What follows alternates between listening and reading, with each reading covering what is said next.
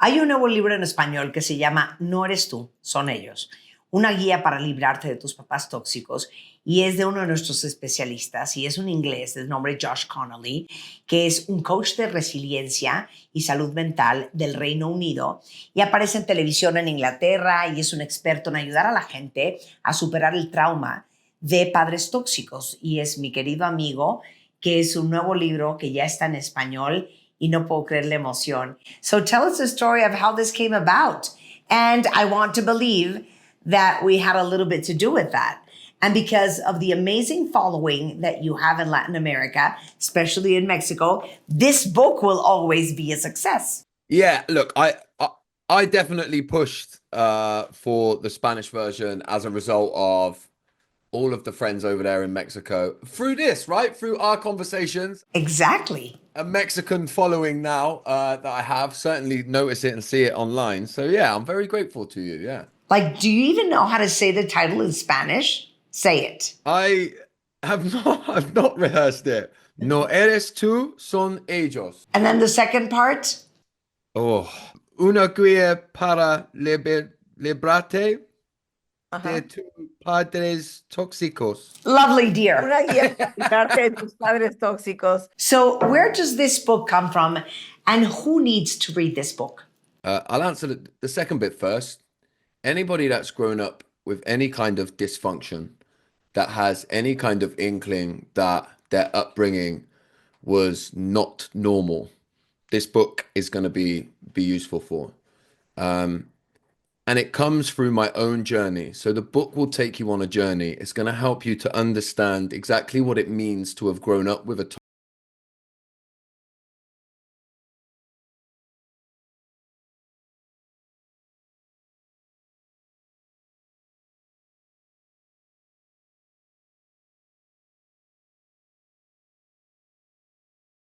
Functional family, including mine.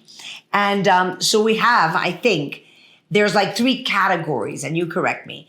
Is there one category where your family is dysfunctional, another category where your family is functionally dysfunctional, and then a third category where it is like a full-blown toxic family, or is there toxicity present in any dysfunctional family? So there you go. That's the riddle for today. Yeah, well, it's a good riddle. I think your three categories are about right if we're going to categorize them. I would agree with your last point that I believe that we all have toxic behaviors. We all have a level of toxicity in us. I prefer to look at a sliding scale, but if you go to the, let's call it the red end of that toxic scale, yeah, there are people that I would define as toxic people who will likely never change and who will give you absolutely nothing in terms of adding to the relationship. And when you're at that top end of that toxicity, it's really, really difficult. It has a deep impact on you. Okay, so why don't you describe the toxicity scale? Like, what does it look like? And what does like sort of yellow look like? And what is like the most common behavioral traits of the most toxic family member? And maybe like a milder toxicity? Yeah, okay, good. So if we say that we all have a level of toxicity in us, right? We all exert toxic behaviors. The red end, and the key thing that you will understand of a seriously toxic person, is they will never, ever accept any accountability or responsibility for their part in anything. Whenever they are nice, there is a sense that it will be weaponized against you in the future. So that's the red end. The key thing is two things: consistency and no accountability, right? If you want to come down to, let's break it into three in the way that you did, the more yellow zone, you've got somebody who is regularly doing things that confuse you and that you might describe as harm you emotionally. However, they regularly accept accountability and try to give you some support in finding their part in it. I would argue we all sit somewhere in that zone normally. And then if you want to go to a much lighter zone, that is somebody who is very accountable, who really changes their actions regularly to try and meet you where you're at, and is very good at seeing you and holding you in your emotions. That's very difficult to do consistently, which is why I think we all mess up and we sit somewhere in the middle. But the difference between the middle, that yellow zone, and the red zone is huge. Sure. Okay, you've talked about this a lot, and I think that this is especially true in Latin America, certainly in Mexico, where we dote on mothers and dote on fathers, and the mother and the father figure are like almost saintly and godly, where you have to adore them, accept them just the way they are, deal with whatever toxicity they bring to you, deal with how they hurt you because they're like semi-saints. And so children find themselves in this conundrum of not knowing what to do with very toxic relationships and feeling that the only solution they have is to fucking deal with it. Yeah, what that is that. And what you're talking about, by the way, is power dynamics. So when you hand somebody that much power, right, you create a breeding ground for potential abuse. Because what abuse needs, we often, if we think of like how abuse might happen, we have a tendency to think that it's like a stranger that attacks somebody, right? That's what we think of abuse. But what we're actually talking about is emotional abuse. And for me to emotionally abuse somebody, I need two things. I need one, you to trust me. And two, I need to have a level of power over you. And so there is no more obvious time where that is handed to somebody than when they're a parent. So it makes abuse a breeding ground for abuse, right? So it's exactly where abuse will happen when you create those dynamics. And that's the issue. Okay, so one thing that I know you talk about in the book is like demystifying the sacredness of family, which I think that it is something very difficult and a heavy weight that all of us in Latin America carry all the time. So how do you demystify the sacredness of the institution of family? Well, look, there's a couple of things that I would say. The first thing is that if you want sacred family, you can build family, right?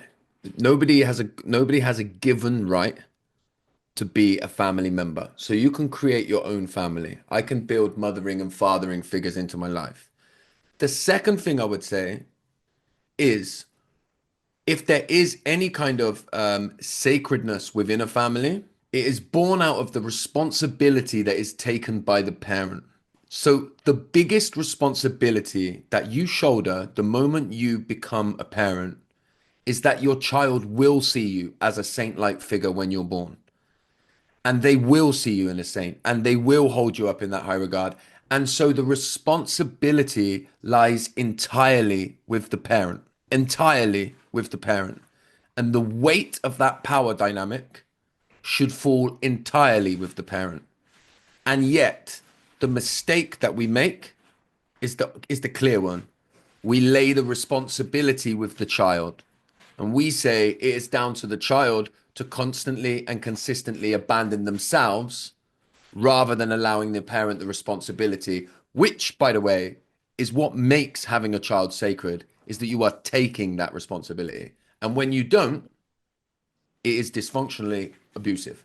Oh my God. So I even think that like physiologically something happens in our brain where it is like very hard for a child to even think that whatever behavior or attitude your parents have towards you could possibly not be right, because we grew up, you know, the first whatever years thinking that this is like my demigod or my goddess, almost perfect. So whatever he does or she does is right. Even in our heart as a child, there's something that doesn't feel good. You know what I'm saying? So it's like this disconnect, this mental disconnect where it's almost impossible to grasp the idea that this mother or this father is not doing something right by me. Mm-hmm. And so the story that you create as a child is that the problem must be me. That's why the book is about. Oh my God, say that again. Say that again. Because as a child, your only option is to decide that the problem must be me. And let me just explain this quickly, because you've touched on something really important. Okay, when we're born, we are wired for attachment to our parents. If you think of a baby when it's born, it wouldn't survive a day in the wild if it didn't attach to its parents. So biologically, we are wired for attachment to our parents, okay? So in those initial years, they are like that godlike figure, like you say. That when, if you feel in your heart, like you said, that your body gets a sense that my parent doesn't love me, it's not safe for you to make the decision that they don't love you. The only safe option as a child that relies entirely on your parent, the only safe option that you have any control over is to make yourself the problem. If I could just be better looking, more healthy, more funny, if I could do better at school, maybe I'd have some control and maybe they wouldn't treat me the way that they do. And so instead of developing a sense of self based on who you are under the loving gaze of a parent, you begin to shape who you are around the needs of your parent. So of course you grow up abandoning yourself to make sure that everybody else is okay. Of course you push down any of your needs that feel a little bit uncomfortable to try and communicate to people. It's exactly how you survived when you were a child, and that you carry that into your adulthood, which is exactly why the book spends 3 chapters talking about what we're talking about, toxic parents. And then the rest of the book is, how do I come home to myself, to who I was really supposed to be and always was before I became what the conditional love forced me to be. So, let's talk about toxic parents. In Mexico, we are taught to respect our family and parents, and it is very difficult to break that relationships. And let me put an example. If one mom is like super toxic and you love her because you understand that she has had like a really difficult childhood and life, and every time you think about keeping your distance from her, you are very scared of losing her and live the rest of your life feeling super guilty. So how would you explain this and give me the example? Look, I would say that the first thing that everybody needs to understand is that you can hold 2 opposing truths. Okay. So you can feel a sense that you need to be away from somebody that you love dearly. What I would also say is that boundaries don't have to be fixed and rigid for your entire life. On a daily basis, ask yourself what is best for me and my well-being today, and then do that and make a new decision tomorrow. I think sometimes we get lost thinking about a plan when actually we need to do what's right for us today in the moment. And we can detach with love today. And it's not a reflection of necessarily a lack of love. It actually comes from a place of love in many cases. You know, sometimes it's like really hard to grasp what we're talking about because it is very controversial, because it is brutal, because it is painful. And, you know, very cruel to have to accept that the 2 people that you love the most can be toxic and could have affected you to the point, you know, of having such trauma and becoming the adult you are today. And there's even like in the commandments in the Bible that they say you will respect your mother and father no matter what. And they just forgot to put the rest of the story. But even if this is not a reality for some people listening to this conversation, like I remember a girl wrote on Twitter the other day that she was like abused by her father all her childhood. Her mom was always mad at her and she would not talk to her for like 3 days straight. And with this conversation, all the memories and the feelings and the hurt are resurfacing. So this is the reality for many people out there. And this is actually the mission of this book, Josh. Yeah, exactly. And actually, look, I think it's incredible to have such strong family values, like it sounds like a lot of people do in Mexico, right? I love family values and they're great. And this is why, this is what this is all about. We're talking about breaking generational trauma here. And the comment that you had originally there that said that they still feel love and guilt because they can understand why their parents were like they are. There's a second part to that. They're like they are because what they experienced when they were younger, and they never did anything about it. So the best thing that you can do for yourself now and for future generations, should you go on to have your own children, is to break the generational trauma now. That's the best for you, the best for your children, and ultimately, in the long run, the best for your parents and their parents and their parents' parents, because the buck gets to stop with you. And that's why I say pain will travel down through generations until somebody's willing to not only feel it, but deal with it. So if you do what you need to do today, you are the one that is bringing families together, not tearing them apart. That's important to understand. Josh, my dear, a big kiss to you. And I hope this book is very successful in Mexico and Latin America and all Spanish-speaking countries. I send you a big kiss. Bye-bye. Thank you so much for sharing.